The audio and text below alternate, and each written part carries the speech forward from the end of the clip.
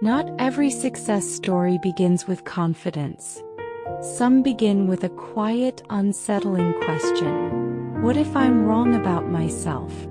In 1991, Jennifer Lopez was 21 years old, sleeping on a couch inside a Manhattan dance studio, asking herself that question every single morning. She had left her parents' home, left the security they had spent their lives building, left behind the future they imagined for her. And in exchange, she had a part-time job as a legal secretary, a rotation of friends' couches, and a dream that felt impossibly far away. This is her story. Not the polished version. Not the myth. Just what happened. Jennifer Lynn Lopez was born in 1969 in the Bronx, to David and Guadalupe Lopez, Puerto Rican immigrants who believed that distance could create opportunity. Her father worked as a computer technician. Her mother taught kindergarten. They were not wealthy, but they were steady, the kind of family where missing a paycheck meant worry, but there was always food, always rent, always a plan. Jennifer grew up in a small apartment with her two sisters. It was crowded, but it was home. From the beginning, she loved to move. Not just dance, move as if rhythm was the only language that made the world make sense. When she was 5, her mother took her to see West Side Story. On the way home, Jennifer said, "I'm going to do that." Her mother smiled, thinking it was a phase. But Jennifer never stopped believing it. By high school, dancing wasn't just her passion, it was the thing that made her feel alive. She practiced in empty studios until her feet throbbed and her breath came in sharp, burning waves. Her parents felt both pride and fear. Pride because she was gifted. Fear because talent does not guarantee security. After graduation, tension filled the house. Jennifer wanted to audition professionally. Her mother wanted her to go to college.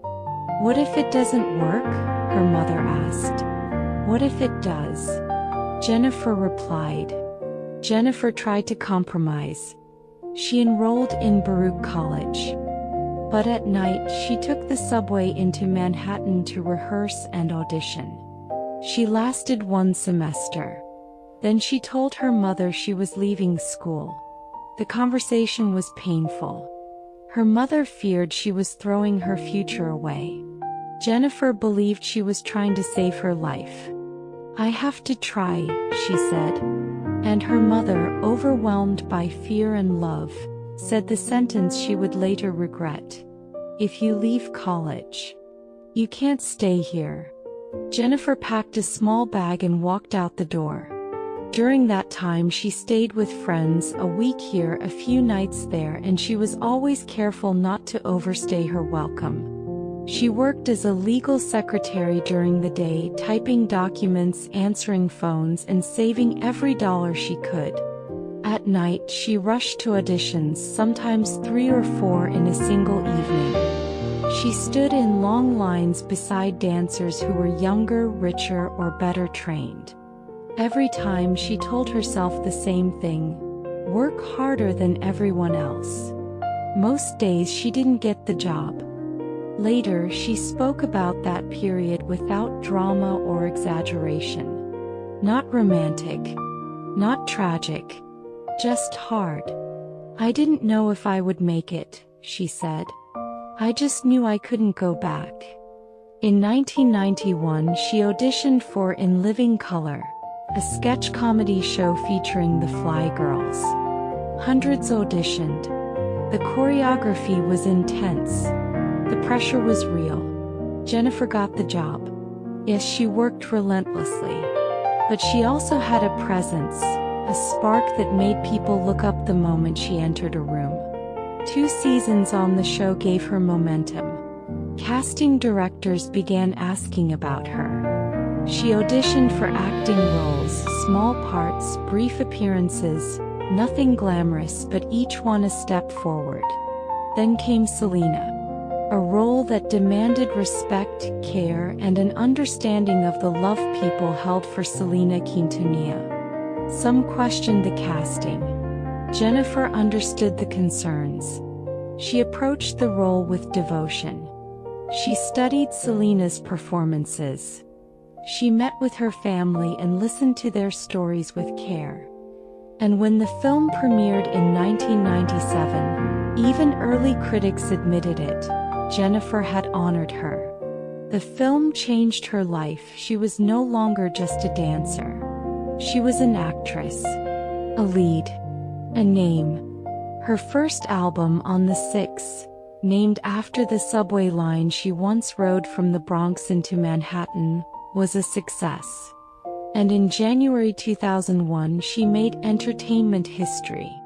Her album J.Lo hit #1 on the Billboard 200, and her film The Wedding Planner hit #1 at the box office in the very same week. No one had ever done that before. Jennifer Lopez, who once slept on a studio couch, wondering if she had ruined her future, had become a global star. Years later, she and her mother reconciled. Gently, quietly, two women finding their way back to each other. Her mother was proud. She was also sorry for the pain of their parting. Jennifer forgave her. She truly understood fear. She truly understood love. She couldn't have known I would make it, Jennifer said. And I don't blame her for being scared. Today, Jennifer Lopez is one of the most successful entertainers alive. A singer, an actress, a producer, and an entrepreneur. A woman whose career has lasted for decades in an industry that often swallows talent whole. When she talks about her early years, she doesn't talk about fame. What she talks about is distance. The distance between her parents' apartment and that studio couch. The distance between safety and risk. Between who she was and who she hoped to become. I didn't know if I would make it, she has said many times. But I knew I had to try. In 1991, she lay awake on a studio couch, wondering whether she had made the right choice. She didn't know the answer then. But she kept going anyway, not because she was sure, but because not trying felt worse than failing. And sometimes, the smallest step away from safety is the first step toward becoming the person you truly are. This is the story of Jennifer Lopez. Not a fairy tale, not a promise, but what happens when someone decides to close the distance between a dream and reality.